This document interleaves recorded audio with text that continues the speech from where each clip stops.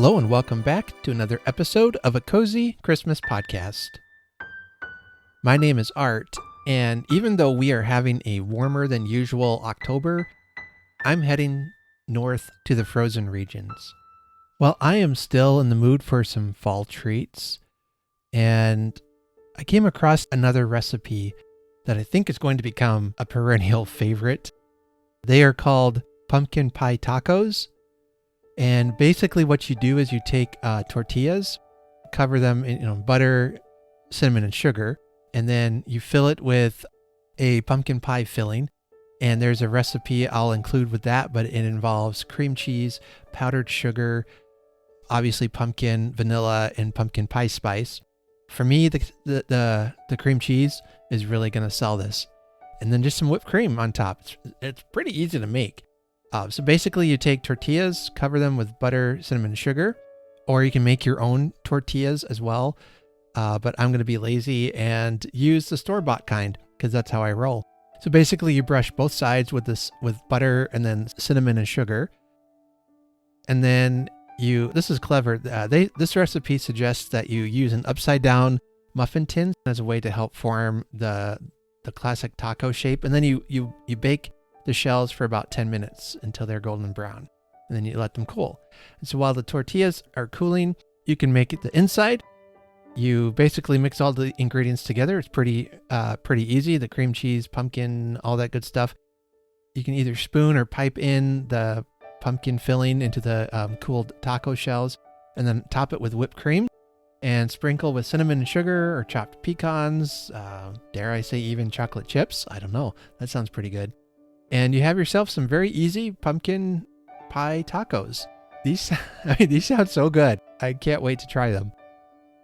So that's what I'm going to be making, I think, this week as a treat for my family. But what are you up to in the kitchen? I would love to hear from you this season, some favorite recipes or some story behind some of your favorite recipes. If you have one you'd like to share, please reach out to me either on any of my social media accounts, or you can email me at cozychristmaspodcast@gmail.com, and I'd love to try out one of your recipes.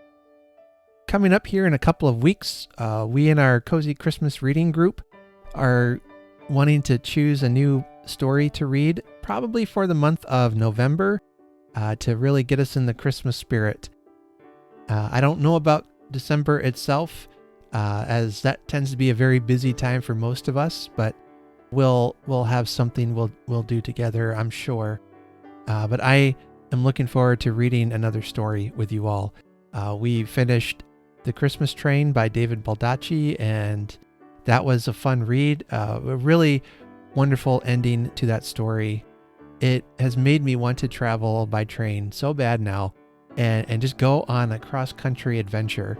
But alas, I have things like work and family responsibilities, and my poor dog would miss me. I can't be gone that long without her. Anyway, but that was a lot of fun. If you have a suggestion for a story we ought to read, send them my way. You can find us right now. We're on Facebook. If you search the Cozy Christmas Podcast Book Club or something like that, it'll come up. I am thinking of moving over to another app to do our book club on, but I'm not quite sure yet what that might be. I know some of you have reached out to me and said you'd like to be a part of the book club, but you're just not on Facebook. And I understand that, as a lot of social media has become a dumpster fire, either by the people who own it or the people who are on it. I try to use social media as a place of positivity and spreading Christmas cheer, but I understand that some people don't want to be on the social medias. So there might be a couple things I'm looking at right now, or thinking about. Either an app called Voxer or Discord is another popular one that we could use. But for right now, we're on Facebook. You can find us there. And now stay tuned for a very special message from the Christmas Podcast Network.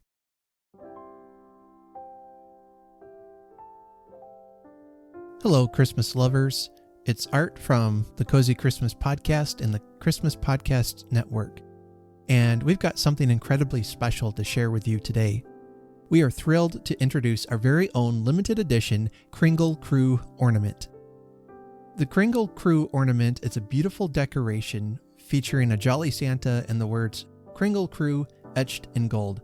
Whether it's on your tree, hanging in your home, or given as a gift to someone special, this ornament is the perfect way to celebrate the holiday season.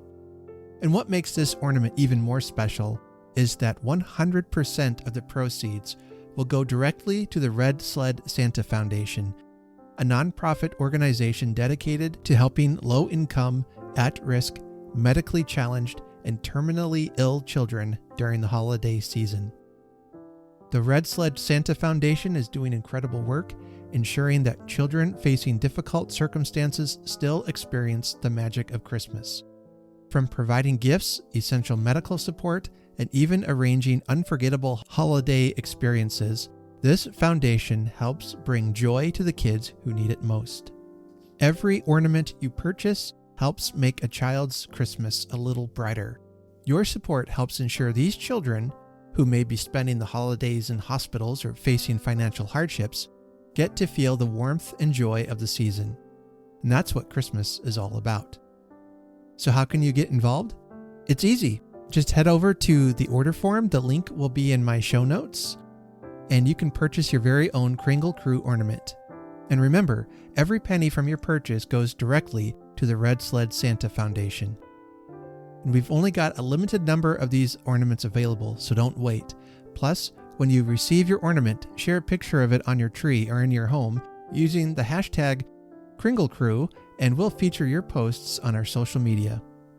The Red Sled Santa Foundation has helped so many families, from obtaining medical supplies to purchasing vehicles that can accommodate disabilities to providing Disneyland tickets. With your donation, you might be able to help some of these families feel the Christmas spirit again after many difficult years. And that's why this matters. Your purchase of the Kringle Krew ornament can bring that same kind of joy and hope to other children and families this Christmas. So if you're looking for a way to spread some holiday cheer and make a real difference this Christmas, the Kringle Krew ornament is the perfect way to do it. And you're not just getting a cool ornament, you're becoming part of a movement that spreads kindness and joy where it's needed most. Join the Kringle Krew today, and let's make this holiday season one to remember for children and families who need a little extra love and magic. So go ahead and click on the link that's in the show notes and fill out the pre-sale order form, or reach out to one of us and we'd be happy to help you out. The orders close on October 31st, so you'll want to act today. I know many will be impacted by your gift. And so, as Tiny Tim observed, God bless us, everyone.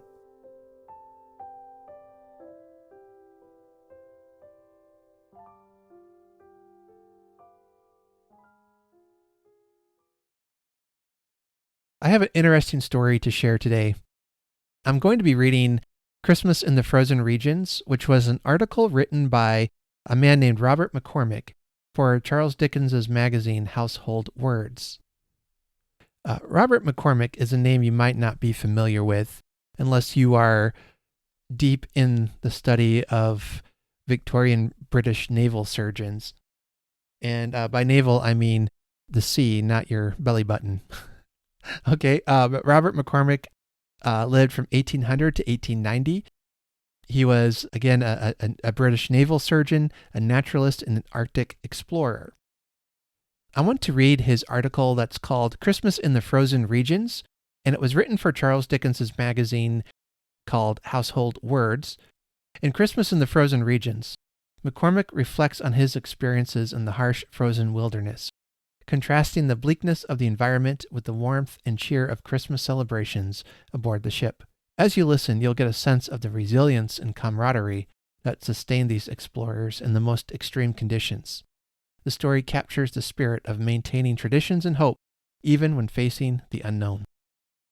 Now, from what I could research, this article was written primarily by Robert McCormick, and Dickens edited it as well as added kind of the beginning and ending, I think, of this article.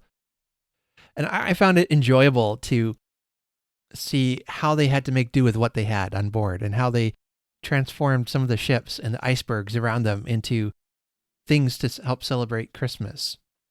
So as you listen, you'll get a sense of the resilience and camaraderie that sustained these explorers in the most extreme conditions. The story captures the spirit of maintaining traditions and hope even when facing the unknown, which has kind of become a theme of the podcast this year. So with that, I invite you wherever you are to take a few moments to settle down here by my Christmas hearth.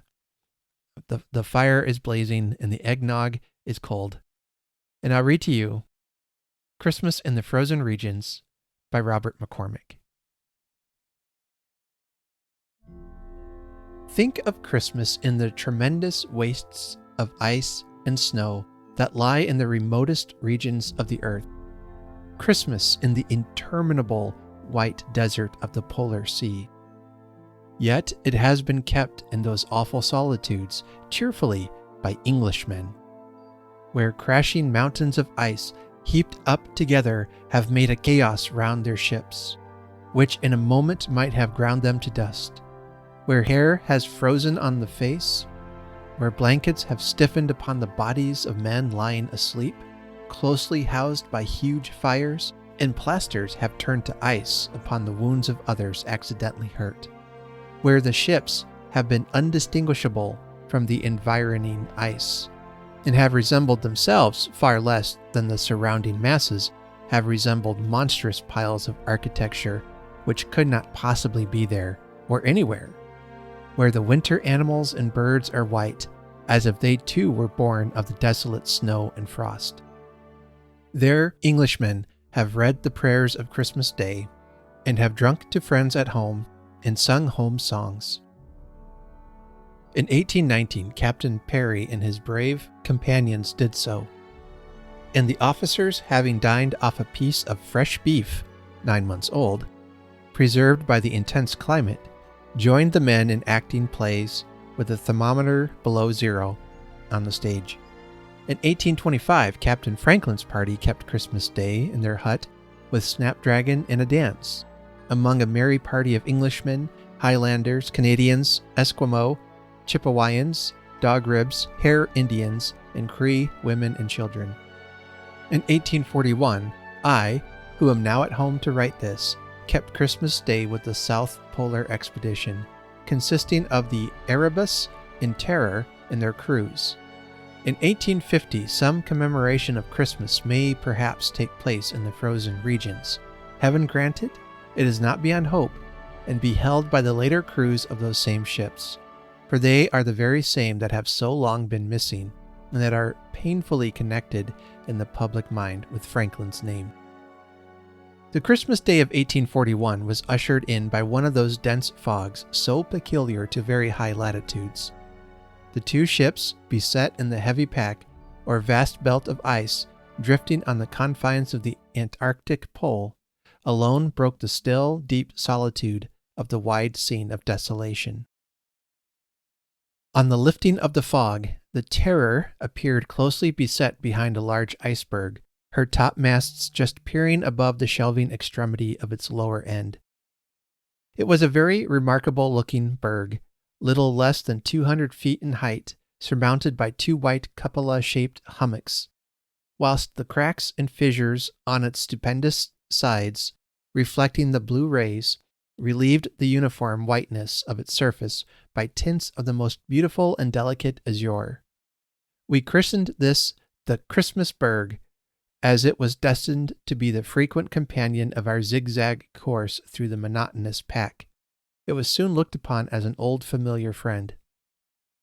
The Erebus was beating about in a hole of water, as the temporary openings in the pack were called, surrounded on all sides by ice and heavy floe pieces of irregular shapes, heaped together by the enormous pressure which the whole mass was exposed to when the vast body of water composing the Southern Ocean was disturbed by heavy gales. Many interesting objects, however, occurred to beguile the tedium of our protracted detention within this pack, which could not have been less than 700 or 800 miles in breadth. It was studded over with numerous bergs, some of them 3 or 4 miles in length, their tabular-shaped summits towering to the height of from 100 to 200 feet above the pack itself. Whales frequently appeared in the holes of water, their black backs just rising above the surface like a dark curved line. They were sometimes followed by a flock of petrels. In another direction, the scene would be varied by a long line of penguins leaping out of the water, one after the other, in quick succession, like so many skipjacks, moving along with the greatest regularity in single file, in which at a distance might be easily mistaken for a shoal of those fish. Did not their harsh, loud cawing betray them? Overhead, a passing flock of the agile and graceful tern now and then enlivened the air with their shrill and animated screams, whilst on pieces of ice, as they floated by, the seal basked or slept unconscious of danger, as undisturbed in the raging gale, and during the thundering collision of ice with ice in the foaming surf, as in the most quiet calm. Such was the general character of the scene amidst which we of the Erebus in terror had to keep our Christmas holidays in 1841, and notwithstanding our isolated position, we managed to reserve for our Christmas dinner the usual old English fare roast beef with roast goose, followed by the homely, never-to-be-forgotten plum pudding. Our ox and goose, it must be confessed, were not of English growth. They had never seen the old country, but drew their first breath on the fern-clad plateau of the Waymate, near the Bay of Islands in New Zealand. We had brought them thence, that they might be offered up a sacrifice to Christmas on the ice-girt sea of the Antarctic Circle. The position of the Erebus was cheerless enough, tacking about in so limited a space of open water, involved in a fog, and with her decks encumbered by blocks of ice piled up abaft. 12 tons of the cold substance having just been taken on board from a hummock to complete our water. This work had given additional chilliness and cheerlessness to the ship. After divine service had been performed, we hoped for few other signs of the day, but all the amusements contemplated for the Christmas evening were reserved, not resigned. On New Year's Day we crossed the Antarctic Circle, just 250 miles within the margin of the pack, which was drifting with us to the southward. Both ships were made fast, with ice anchors and hawsers, to a floe piece which formed a fender between them, admitting of free communication. On this piece of ice, both ships' companies were actively employed on the last day of the year, making preparations for seeing the old year out and the new one in. A quadrangular space was hewn out in the ice for a dance, having in the center an elevated chair carved out of the same substance.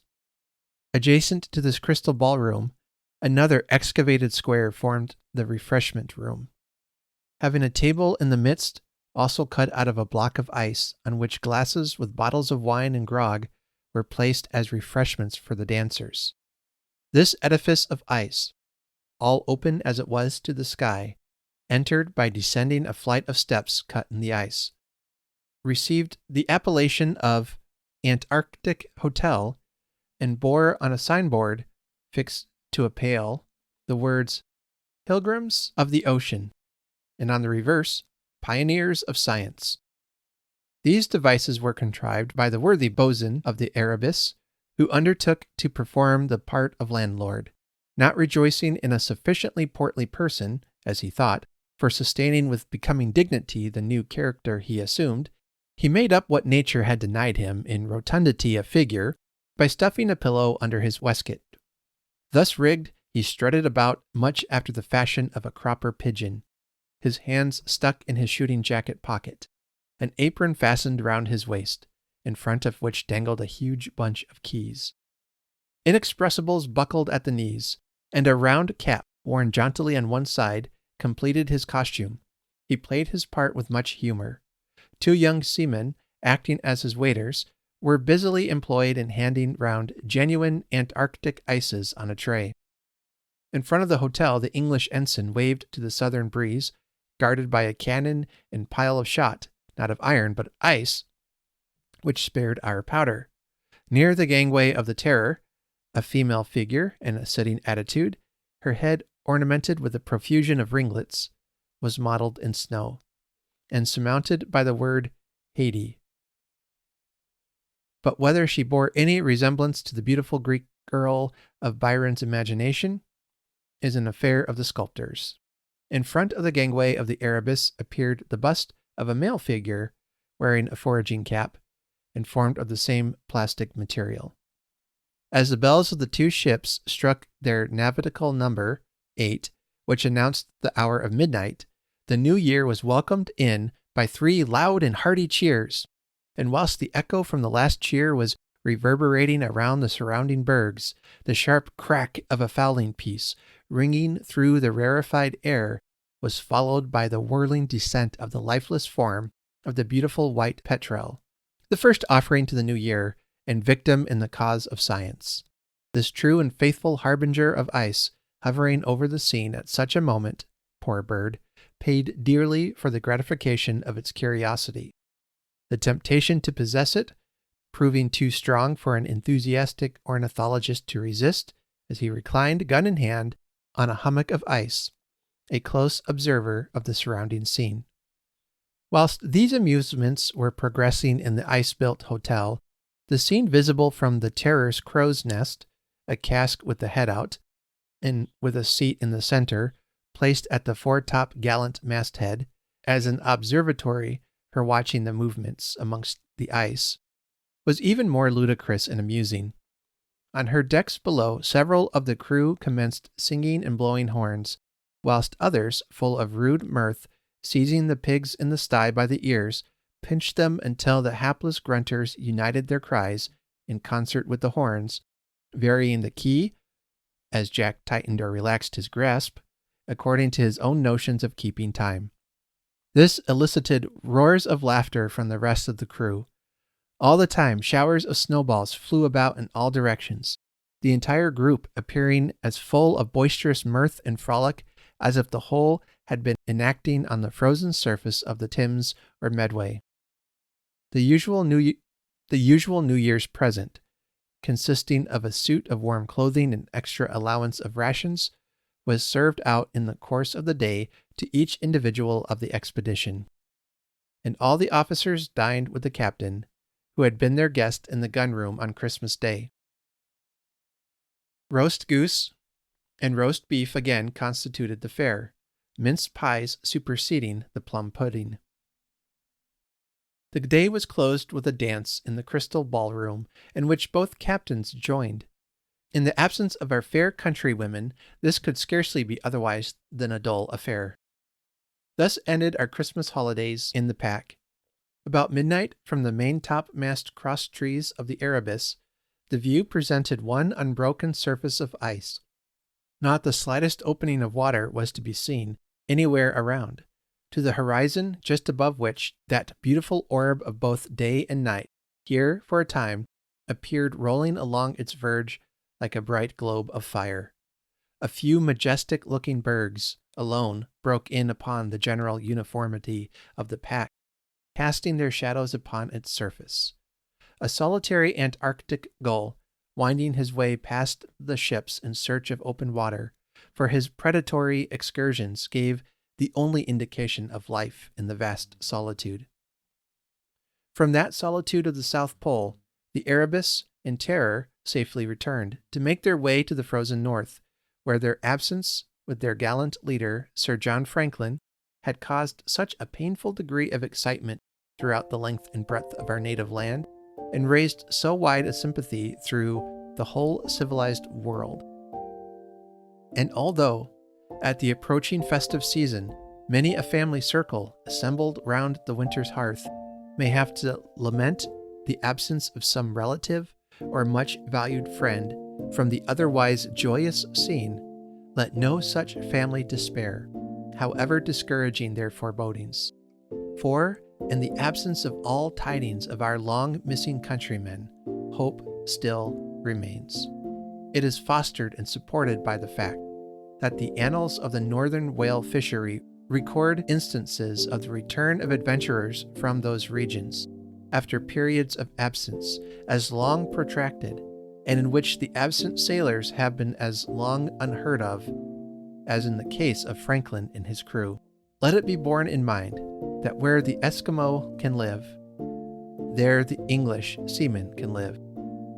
We may yet hope to see the crews of the Erebus and Terror once more ready with a yarn about Christmas at the pole to help out a Christmas in England.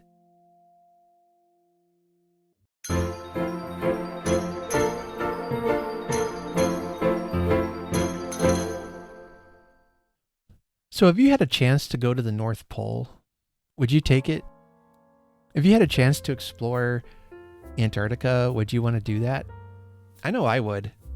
Not only would it be fun to see penguins in their natural habitat, there's just something about the cold, frozen winter weather that I love so much. And I love reading accounts about exploration, especially of the real extreme weather conditions that are found on our planet. That's our story for today. I've come across a couple of other real life accounts of Christmas time back during the Victorian age that I'm hoping to share with you in the coming months between now and Christmas, or in the coming weeks between now and Christmas. I think it'll be fun to share some of those and see how traditions have differed from years gone by to today. So if that sounds like it would be an interest to you, make sure you stay subscribed to the podcast. We're available on all major podcast platforms. And I look forward to bringing you another story of Christmas. And so for now, thank you for listening. And I want to say thank you for doing all that you can to help share the news about this podcast. We are going strong again this year, and I'm looking forward to having new people find us and join us in this cozy Christmas community. And anything you can do to help get the word out is so helpful. If you would like to help the podcast in a financial way, there are links in the show notes where you can make a donation to Ko-fi.com, and I will send you a Christmas card, bookmark, and sticker for your donation. I've got a bunch I'm still trying to send out so I can order some new ones. I've got a new logo this past year, and I want to get some stickers out for that here. But we got the old ones yet. New ones will be coming. But thank you for those who are faithful supporters of the podcast. Your generosity means the world to me. And don't forget, send me a recipe and a family story that surrounds that recipe to cozychristmaspodcast@gmail.com. And also check in the show notes for the link to order your Kringle Krew ornament, with all proceeds going to charity. If you have any questions about that, feel free to reach out to me in an email, and I'd be happy to walk you through it. And so wherever you are, whether in the hot desert of the south to the cold frozen regions of the north, I hope you have a very Merry Christmas.